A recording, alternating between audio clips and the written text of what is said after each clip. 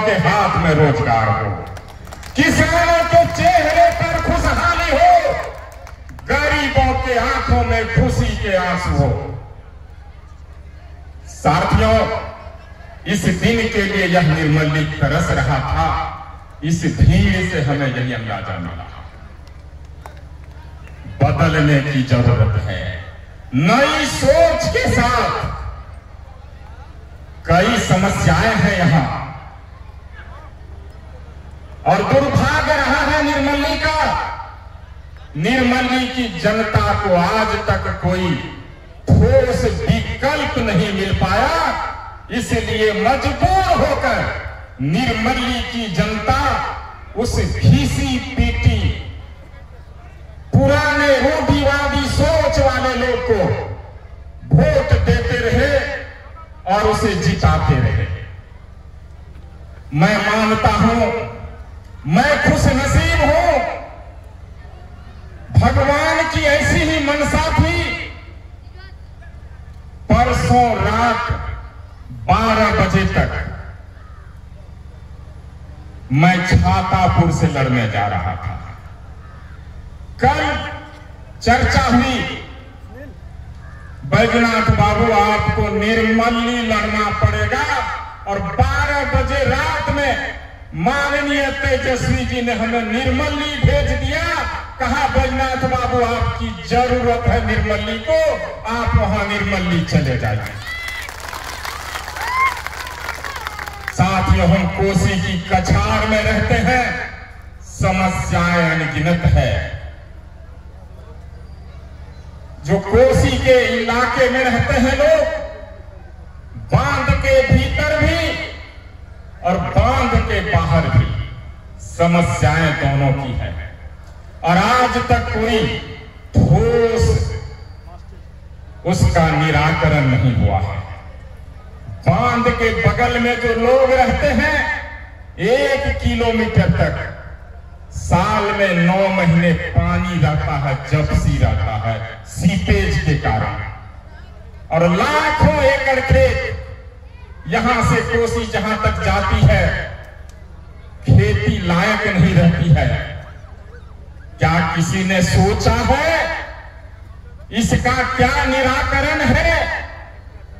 वो किसान जिसका घर जमीन कोसी के बांध के बगल में है, 1 किलोमीटर के अंदर में है, उसकी क्या दशा है? साथियों, इसके उपाय हैं,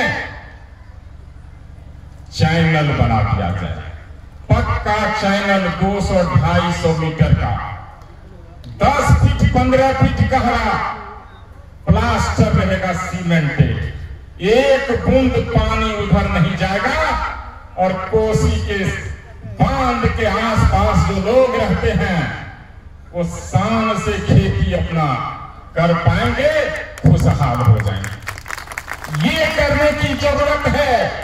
लेकिन ये जो बिहार की सरकार है, यहां के विधायक हैं, उनको लग रहा है हम तो जीत ही रहे हैं, उनकी सोच वहां तक नहीं जाती है। साथियों, ये जो वर्तमान विधायक की सोच जहां तक पहुंचती है, बैजनाथ नेता वहीं से सोचना शुरू करता है, उसके आगे सोचना शुरू करता है। बैजनाथ नेता नया सुपौल बनाना चाहता है, खुशहाल बिहार बनाना चाहता है, ताकि बिहार के युवाओं को मेहनत करने के लिए, रोजी रोटी के लिए अपने बूढ़े माता पिता को छोड़कर, छोटे छोटे बच्चों को छोड़कर, अपने भाई बहन को छोड़कर, अपनी पत्नी को छोड़कर दूसरे प्रदेश कमाने के लिए नहीं जाना पड़े। कोई ठोस निर्णय इन्होंने नहीं लिया है ये सरकार। और कभी कभी मुझे लगता है ये जो बिहार की सरकार है, 20 साल से काबिज है, उन्होंने ठेका तो नहीं ले रखा है उन गुजरात वाले फैक्ट्री मालिक का, महाराष्ट्र वाले फैक्ट्री मालिक का। चिंता मत कीजिएगा, मोदी जी से भी बड़ी दोस्ती है।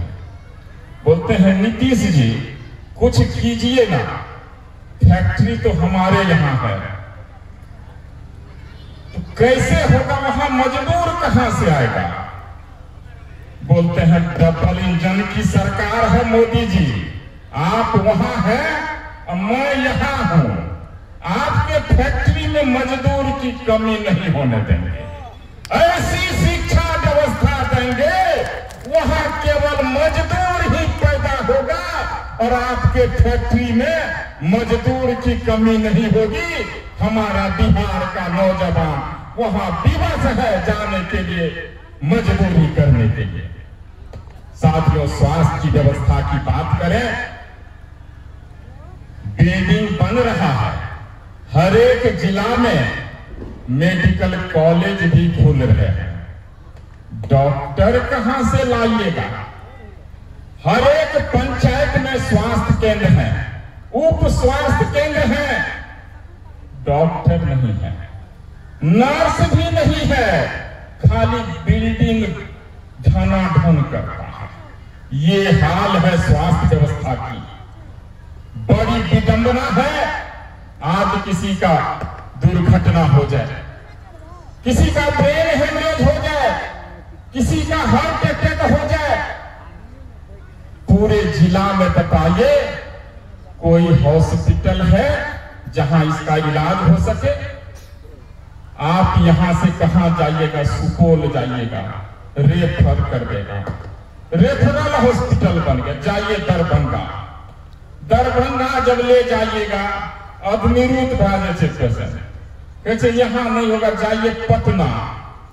जब पटना ले जाते हैं तो बोला जाता है हॉस्पिटल में तो बेड ही नहीं है, और दम तोड़ देते हैं हमारे बिहार के लोग, हमारे इलाके के लोग। विडंबना है, आज मेडिकल की पढ़ाई इतनी महंगी है जो किसान के बच्चे, गरीब के बच्चे अपने बच्चों को मेडिकल की पढ़ाई नहीं पढ़ कर पाते। आप सोचिए, कभी कभी युवा नौजवान साथी हैं, बगल में देश है नेपाल, पूरब की तरफ बांग्लादेश,